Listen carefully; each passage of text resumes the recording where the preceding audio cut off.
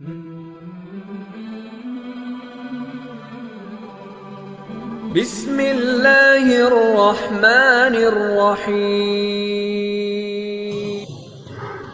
केला किस वक्त खाना जानलेवा हो सकता है?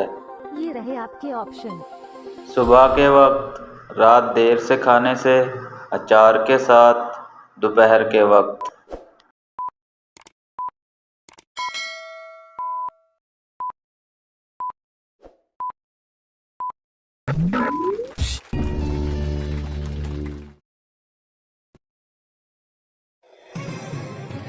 गूगल 1 मिनट में कितने पैसे कमाता है? ये रहे आपके ऑप्शन। 2 करोड़ 70 लाख, 50 लाख, 3 करोड़ 30 लाख, 2 करोड़।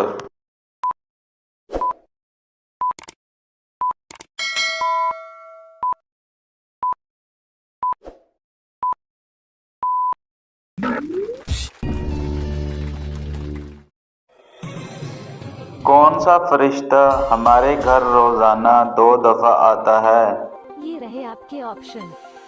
हज़रत मीकाईल अलैहिस्सलाम, मौत का फरिश्ता, हज़रत जिब्राईल अलैहिस्सलाम, हज़रत इसराफील अलैहिस्सलाम।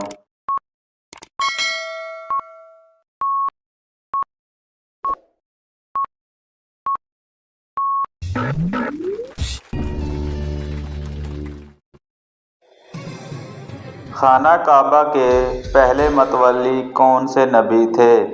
ये रहे आपके ऑप्शन।